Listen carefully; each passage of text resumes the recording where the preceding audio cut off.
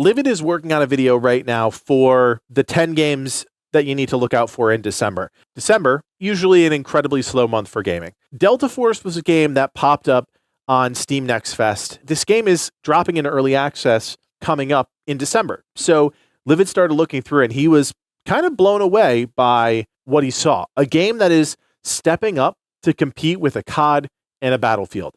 So I have a couple trailers here I'm going to pull up that we can check out. Raider, are you the sweaty type or just here to have fun? Maybe a bit of both. It's not just about winning, but winning in different ways. Maybe your aim is bad. That's no big deal.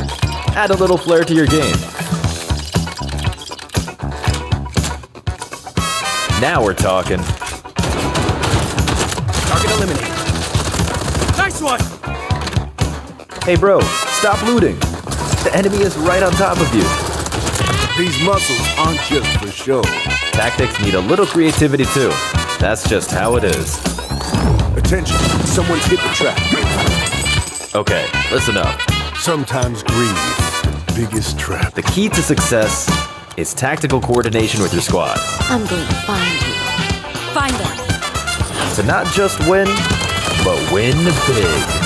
But hey, let's not get ahead of ourselves. The key takeaway here is deploy with a capable squad to boost your chances of extracting alive. If it's your lucky day, you might even stumble upon some treasure, but extracting with the goods is where the real fun begins. Rival operators are on the hunt, so hold on to that loot and make a break for the extraction point. The party's just getting started, so don't get greedy, watch your back,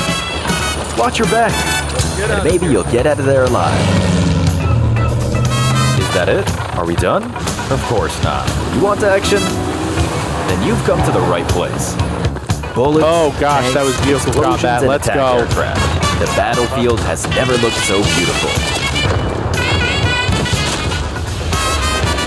Enemy tank located! Cool shot. And fight your way through the chaos. This is your time to shine. Keep following the objective! So show us what you got.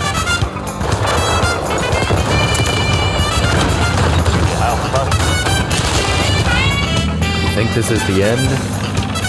You gotta be joking. I came, I saw, I conquered. You got fully destructible environments too? Wow.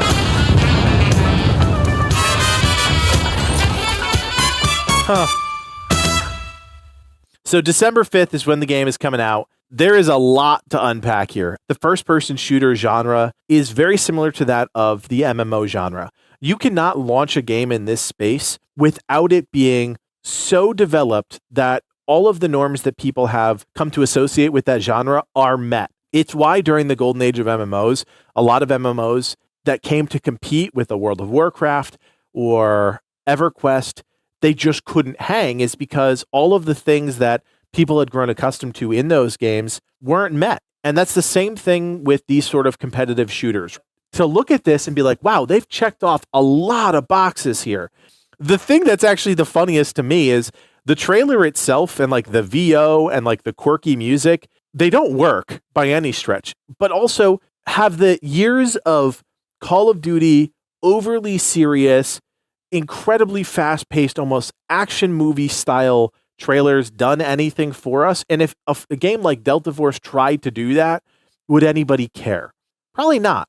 And that's why I think it's almost smart that they go with this kind of like B-list actor VO, right? It's terrible.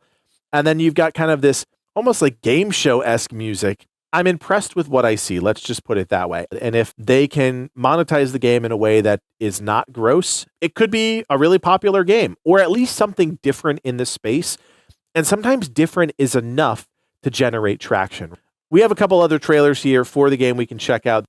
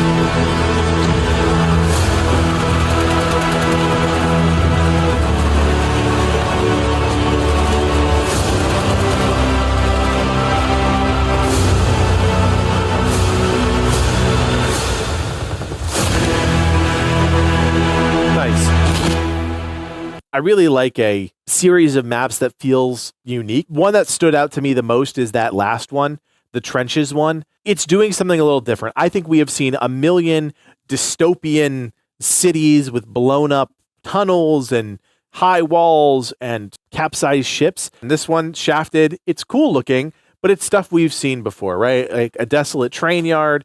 The underground tunnel here is kind of cool with like its giant cylindrical nature, but we've seen all of this stuff before, and it doesn't really, to me, it doesn't feel like it's doing anything that's going to be memorable. This one, Trench Lines, felt a little bit special in the sense that like, oh, this is almost something you'd expect to see in like a World War II game, not a modern shooter. You're kind of blurring the line, and I just personally think this would set the game up for some cool experiences. In our previous loadout tutorial, we mentioned how carefully choosing the right weapon is key to success in battle. The GTI Gunsmith is available to all operators. Here, you can customize your firearms to match your combat style and unlock their full potential. When modifying a weapon, you'll be working with 12 attributes. Of these, damage, armor penetration, max fire rate, and firing mode are the 4 fixed basic stats. The remaining 8, however, can be modified through customization. Let's take a closer look at these attributes and how they can be modified. First up, range refers to the distance at which a weapon can maintain accuracy and power. Beyond this range, bullets fired from the weapon will drop off, as will the damage dealt to enemies.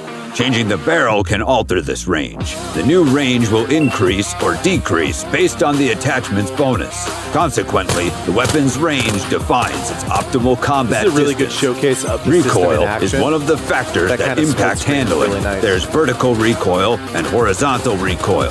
From the introduction screen, we can see that every weapon has its own bullet trajectory. Some guns have heavy horizontal recoil, causing the bullet trajectory to deviate to the sides, making them hard to control. To counter this, you'll need attachments that reduce horizontal recoil, such as foregrips and muzzle attachments. These help to minimize weapon shake while firing, making it easier to control the bullet trajectory.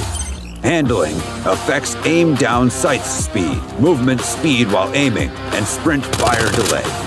Typically, stocks, short barrels, and rear grips provide handling bonuses. Conversely, long barrels, suppressors, extended magazines, and scopes will lower handling significantly. As such, when modifying close quarters weapons, operators are advised to prioritize handling. Stability mainly affects weapon shake when aiming down sights, gun sway after firing, and hit flinch. Many attachments are available that can improve stability, so choose wisely. Lower stability increases visual shake, making it harder to maintain precision. In contrast, high stability helps reduce recoil while you're holding your breath. It's important to note that for marksman rifles, the higher the stability, the more effective the weapon will be. Accuracy refers to your shooting accuracy when hip firing the weapon. This is important for submachine guns and shotguns, which are used in close combat. Lasers can significantly boost accuracy, but remember to turn them off when not in use to avoid revealing your position. Muzzle velocity is the speed of the bullet when it leaves the barrel. For any given weapon, the faster the muzzle velocity, the quicker the bullet hits the target. For some weapons, long barrels can boost muzzle velocity. For marksman rifles and sniper rifles in particular, a higher muzzle velocity makes it easier to hit moving targets at long range. However, remember that long barrels also reduce mobility. That said, some heavy suppressors can boost muzzle velocity while also masking gunshots. Medium suppressors slightly reduce gunshot sounds and eliminate muzzle flash, thus helping operators to stay hidden. In addition, weapon modification goes far beyond simply swapping out attachments. In the GTI weapon modification This is actually system, very cool most right here. attachment slots allow for a degree of calibration. finite control, Calibrating an that's attachment actually boosts very, very one cool. attribute at the cost of another.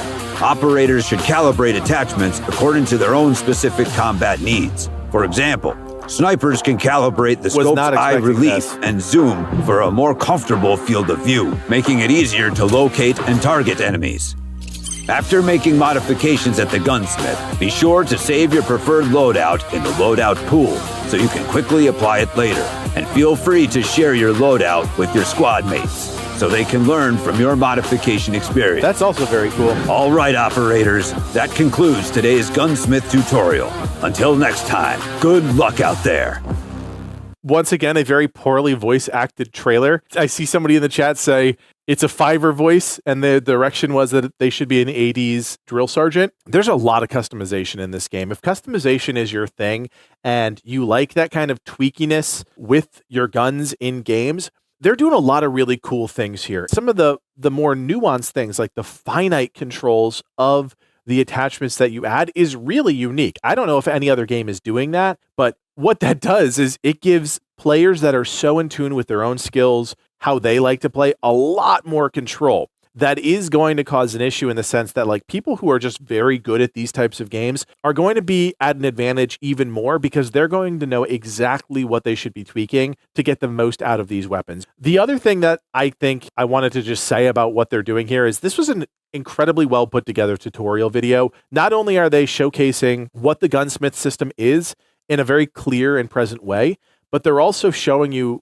the implications of the system right here. They're showing you a split screen of what it looks like before and what it looks like after, which is like, you really have to give them props for that because not a lot of developers who are putting together these kind of marketing trailers do that. This is like a straight up YouTube video that guide or tutorial channel, like ours, could put on YouTube and people would actually get something out of it. Delta Force as a game, I don't know how much we'll be playing it. I think I'll probably dabble in it, especially because they've got some of that vehicle combat, which I just love. The game itself did really well during Steam Next Fest. It was one of the most followed games during that festival, and I think it's going to be really popular early December because not a lot happening in early December. So you talk about the ground being ripe for a new game.